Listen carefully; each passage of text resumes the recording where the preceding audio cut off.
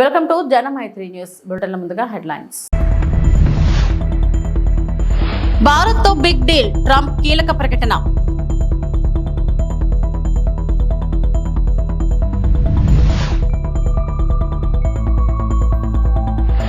కూటమి ప్రభుత్వం మోసాలను ప్రజల దృష్టికి తీసుకువెళ్తామన్న మాజీ మంత్రి వైఎస్ఆర్సీపీ నేత గుడివాడ అమర్నాథ్.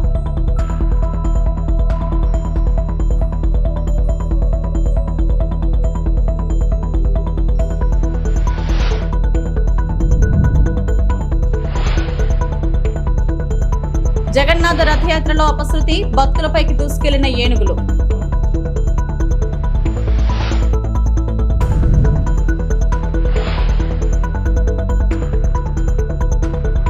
అమెరికా అధ్యక్షుడు డొనాల్డ్ ట్రంప్ సంచలన ప్రకటన చేశారు. చైనాతో ఒక వాణిజ్య ఒప్పందం కుదిరింది. త్వరలోనే భారత్ తో చాలా పెద్ద ఒప్పందం ఉంటుందంటూ ట్రంప్ హింట్ ఇచ్చారు. దీంతో భారత్ లో ట్రంప్ ఎలాంటి ఒప్పందం కుదుర్చుకుంటున్నారనే ఆసక్తి నెలకొంది. తాజాగా బిగ్ బ్యూటిఫుల్ బిల్ కార్యక్రమంలో ట్రంప్ మాట్లాడుతూ, ప్రతి ఒక్కరూ మాతో ఒప్పందం చేసుకోవాలని చూస్తున్నారు. మేము చైనాతో నిన్ననే ఒప్పందంపై సంతకాలు చేశాం. కొన్ని గొప్ప దేశాలతో ఒప్పందాలు కుదరనున్నాయి. త్వరలో భారత్ ఒక భారీ డీల్ చేసుకోబోతున్నాం. అది చాలా పెద్దది. మేము భారత్ లో మార్కెట్లను తెరవబోతున్నామంటూ హింట్ ఇచ్చారు. ఇదే సమయంలో అమెరికా కొన్ని దేశాలతో ఒప్పందాలు చేసుకునేందుకు సిద్ధంగా లేదు. వారితో ఎలాంటి వాణిజ్యం ఉండదు. కొన్ని దేశాలకు కేవలం ఒక లేఖ పంపి 25, 35 లేదా 45% పన్నులు చెల్లించమని చెబుతాం. అదే సులువైన మార్గమని చెప్పుకొచ్చారు. అయితే చైనాతో ఎలాంటి ఒప్పందం కుదిరింది అనే విషయాన్ని మాత్రం ట్రంప్ వెల్లడించలేదు. ఈ క్రమంలో అమెరికా చైనా మధ్య డీల్ ఏంటనే చర్చ నడుస్తోంది. Amazing in 4 months at that time. At that time now it's getting to be close to 6. But in 4 months they said you have the hottest country anywhere in the world that's not even close. And they thought we were dead a year before that. They said, I thought you were dead. The country was dead. And it was pretty close to it. But we have the hottest country in the world, so it's great. And Trade Representative Jamieson Greer is very busy because, where are you, Jamieson? Everybody wants to make a deal and have a part of it, right? I know you and Howard and Scott are working overtime, making deals with other countries. Remember a few months ago, the press was saying, do you really have anybody of any interest? Well, we just signed with China yesterday, right? Just signed with China. We have everybody. We're not going to make deals with everybody. Some we're just going to send them a letter, say, thank you very much. You're going to pay 25, 35, 45%. That's the easy way to do it. And my people don't want to do it that way. They want to do some of it, but they want to make more deals than I would do. But we're having some great deals. We have one coming up, maybe with India, very big one, where we're going to open up India. In the China deal, we're starting to open up China, things that never really could have happened. And the relationship with every country has been very good. And we also have OMB director who's very busy also, Russ Vought. Thank you. Thank you, Russ. ఒకే ఒక కుటుంబం వల్ల దేశంలో అత్యవసర పరిస్థితి ఏర్పడిందంటూ కేంద్ర మంత్రి జైశంకర్ కాంగ్రెస్ ను పరోక్షంగా దుయ్యబట్టారు. కుర్చీ కోసం వారు ఏదైనా చేస్తారంటూ విమర్శలు గుప్పించారు. ఎమర్జెన్సీ ప్రకటించి 50 ఏళ్ల పూర్తయిన నేపథ్యంలో ఢిల్లీలో నిర్వహించిన ఓ కార్యక్రమంలో ప్రసంగిస్తూ ఈ వ్యాఖ్యలు చేశారు. కాంగ్రెస్ హయాంలో విధించిన ఎమర్జెన్సీ వల్ల దేశవ్యాప్తంగా చాలా మంది జైళ్లలో మగ్గాల్సిన పరిస్థితి ఏర్పడిందని గుర్తు చేశారు. దేశంలో కాంగ్రెస్ హయాంలో అవినీతి పెరిగిపోవడం, ద్రవ్యోల్బణం ఎక్కువవడం వల్ల ప్రభుత్వానికి ప్రజాదరణ బాగా పడిపోయిందని జైశంకర్ అన్నారు.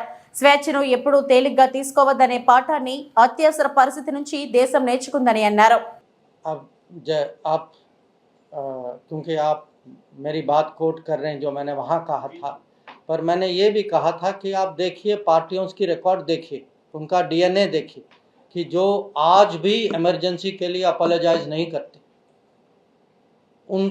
उनके मन में संविधान के लिए क्या क्या आदर सम्मान से वो देख सकते, जिन्होंने संविधान की ऐसी हत्या की, इतने अत्याचार की,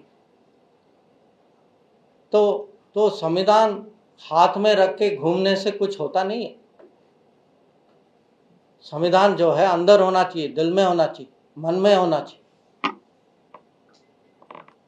तो दूसरा जो है, जो आदरणीय दत्ता जी के बारे में आपने कहा, देखिए मैं सरकार का मंत्री हूं, तो ऐसे विषय पे मेरा कुछ कमेंट देना उचित नहीं होगा.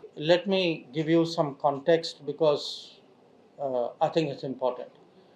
This Shanghai Cooperation Organization, its objective was to fight terrorism.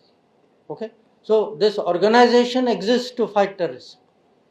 So what happened was, when Rajnath ji went for a defense ministers meeting and there was a discussion on the outcome document, one country, you can guess which one country said that no, we do not want a reference to that.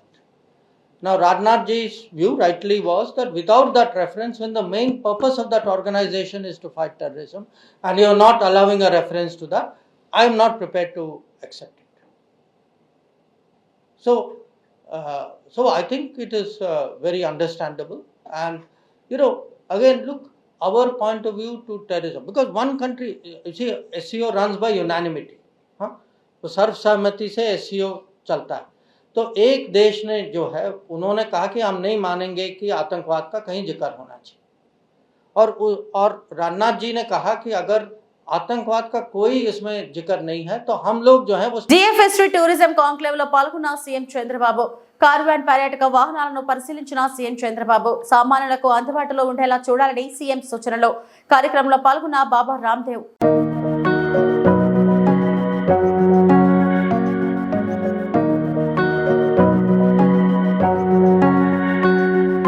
ఆరోగ్యవంతమైన సమాజం ద్వారానే రాష్ట్రం ఆర్థికాభివృద్ధి సాధిస్తుంది. పాలకొల్లులో జరిగిన మాదక ద్రవ్యాల నిర్మూలన భారీ ర్యాలీలో మంత్రి డాక్టర్ నిమ్మల రామనాయుడు పాల్గొనడం జరిగింది.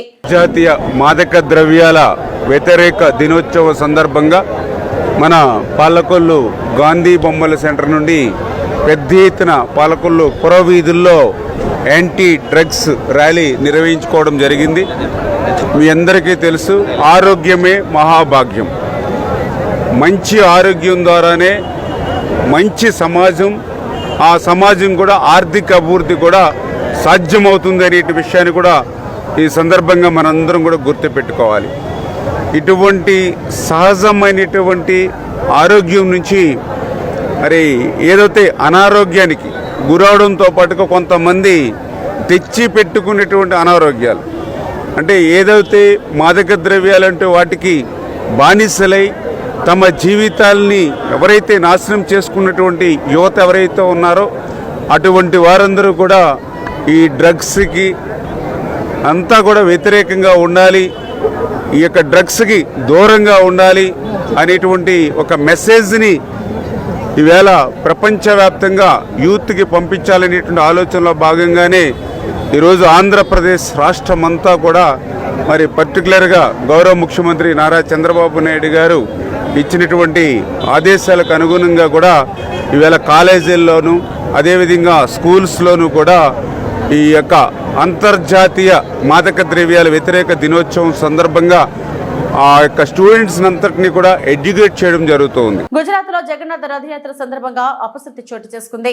జగన్నాథ యాత్రలో పాల్గొన్న ఒక ఏనుగు ఆగ్రహంతో భక్తులపైకి దూసుకెళ్లింది. ఈ క్రమంలో భయాందోళనకు గురైన భక్తులు ఆలయం నుంచి బయటకు పరుగులు తీశారు.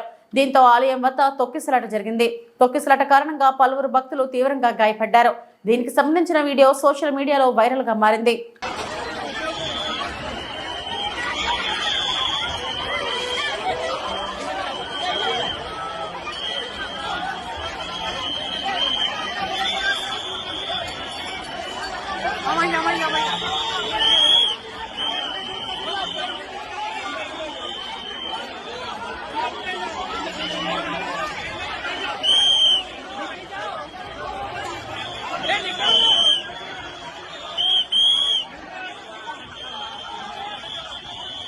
కూటమి ప్రభుత్వం మోసాలను ప్రజల దృష్టికి తీసుకెళ్తామని మాజీ మంత్రి వైఎస్ఆర్సీపీ నేత గుడివాడ అమర్నాథ్ స్పష్టం చేశారు.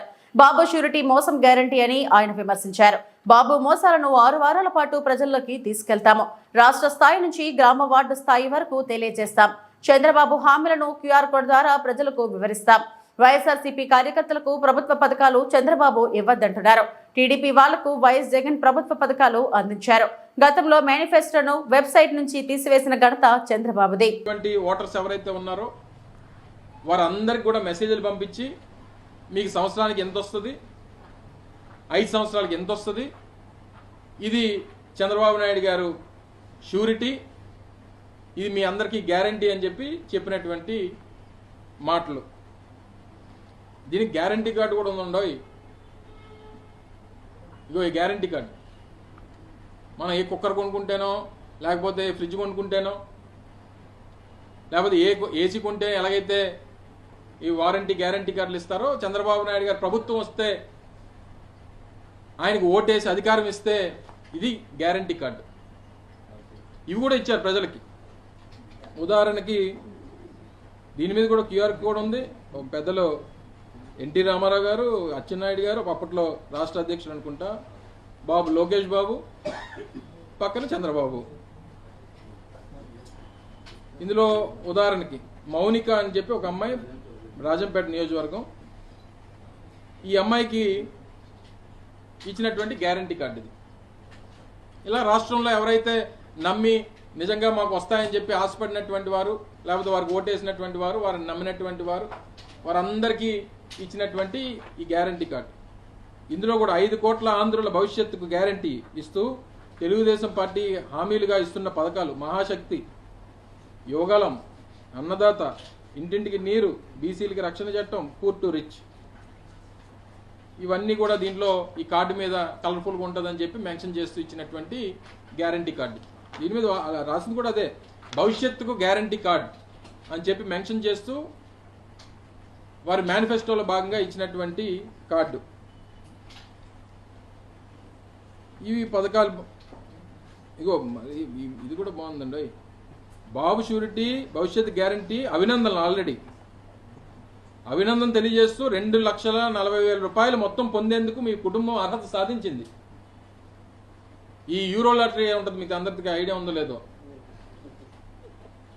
యూరో లాటరీ, మీరు 100 కోట్ల రూపాయలు గెలిచారు, ఒక 10,000 రూపాయలు కడితే వచ్చి మీరు 100 కోట్లు తీసుకెళ్ళిపోవచ్చు అని చెప్పి యూరో లాటరీ ఉండేది, మీ అందరికి తెలుసో లేదు. సో అలాగా మీరు 2,40,000 మొత్తాన్ని పొందేందుకు మీ కుటుంబం అర్హత సాధించింది. మీరు మాకు వేయాల్సిన ఒక ఓటు మాత్రమే.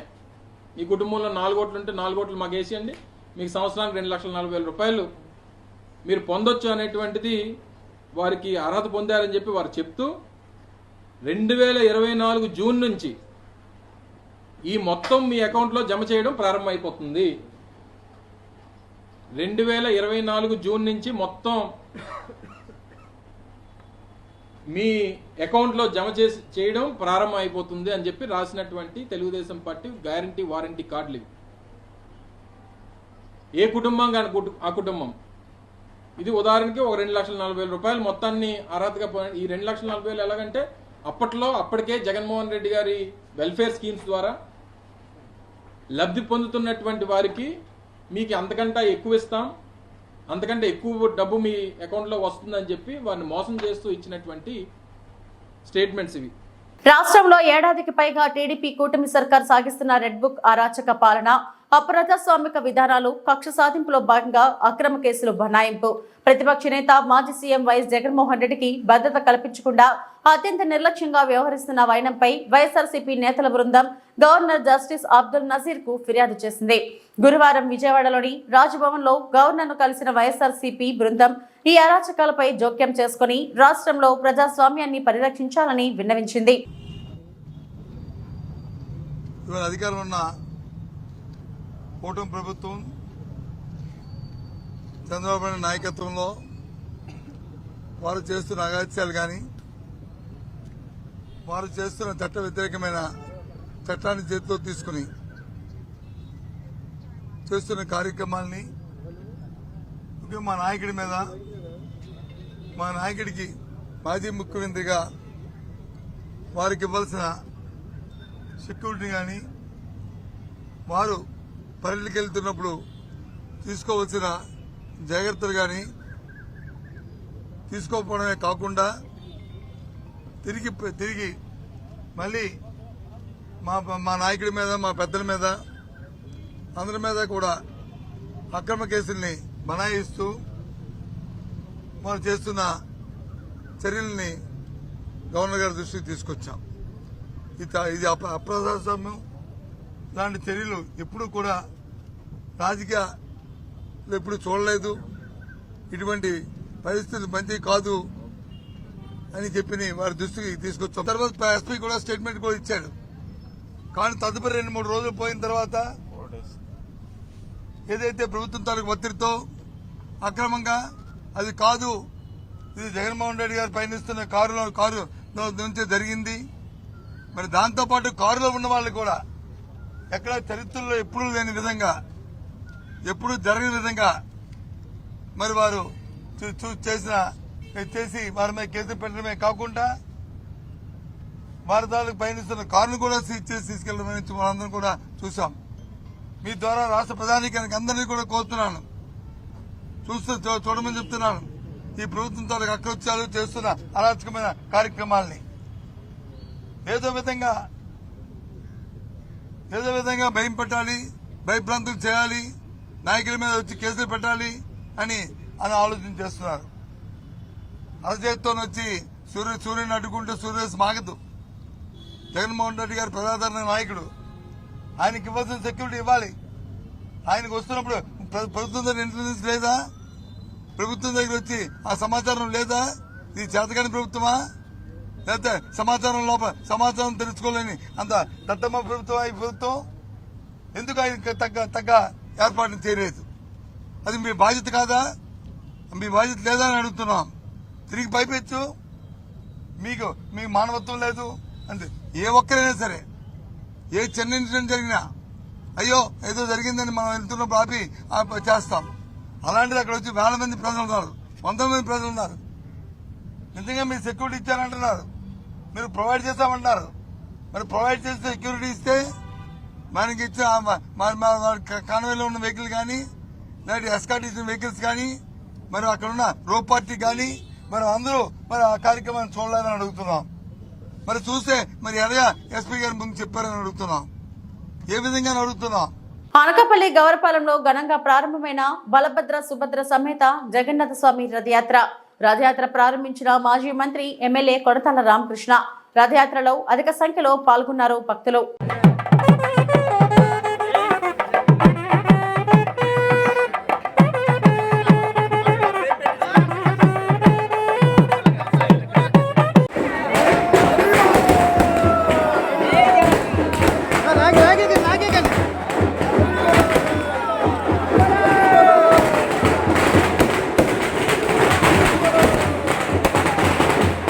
చాలా దశాబ్దాలుగా జరుగుతున్నటువంటి ఈ అనకాపల్లిలో జగన్నాథ స్వామి రథోత్సవ కార్యక్రమం దాడిబుజ్జి అధ్యక్షతన వారి కమిటీ సభ్యులు, వారి మిత్ర మండలి, అదేవిధంగా కూటమి నాయకులు అందరూ కూడా కలిపి ఒక మహోన్నత ఉత్సవంగా జరిపించి రథోత్సవం ఇప్పుడే ప్రారంభమైంది.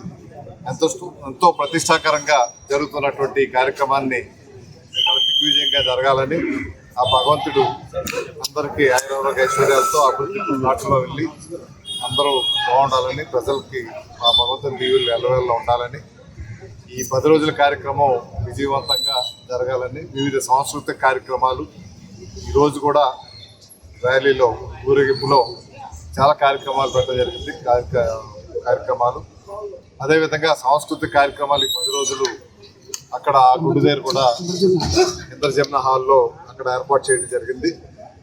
ఆ హాల్ నిర్మాణం కూడా త్వరలోనే మొదలుపెట్టి కొత్త మండపం, దేవాలయం అక్కడ నిర్మించాలనే ఆలోచనతో దానికి కావాల్సినటువంటి ప్లాన్లు కూడా అన్ని వేయడం జరిగింది. త్వరలోనే ఆ కార్యక్రమం మొదలవుతుంది. పశ్చిమ గోదావరి జిల్లా తాడేపల్లిగూడెంలో విద్యుత్ శాఖ అధికారుల వల్ల నిండు ప్రాణం బలి తీసుకున్న ఘటన గతంలో చోటు చేసుకుంది. కరెంటు వైర్లు తెగిపోతున్నాయని అధికారులకు మొరపెట్టుకుంటున్నా స్పందన ఉండడం లేదు. పోలీస్ స్టేషన్లో కంప్లైంట్ ఇస్తేనే తెగిన వైర్లు తొలగించి కొత్త వైర్లు వేశారని వినియోగదారులు వాపోతున్నారు. వర్షాకాలం ఈదురుగాలులకు వైర్లు తెగి పడుతున్నాయని చాలాసార్లు ఫిర్యాదు చేశామని, దీనిపై ఎలాంటి చర్యలు తీసుకోవటం లేదని ఆరోపిస్తున్నారు. లంచాలకు అడ్డాగా మారిన తాడేపల్లిగూడెం నార్త్ సబ్ స్టేషన్ విద్యుత్ కార్యాలయంలో లంచం ఇస్తేనే పనులు జరుగుతున్నాయని ప్రజలు ఆరోపిస్తున్నారు. ఒక పక్కన కరెంటు కోతలతో ప్రజలు అలాడుతున్నా పట్టించుకోవడం లేదని, ఇష్టానుసారంగా కరెంటు కట్ చేస్తున్నారని విమర్శలు వినిపిస్తున్నాయి.